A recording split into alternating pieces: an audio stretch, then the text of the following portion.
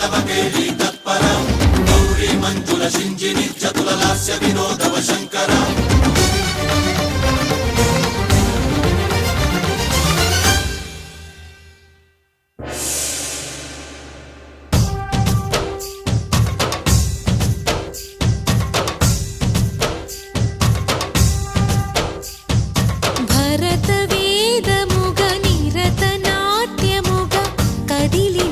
పదమిరీశా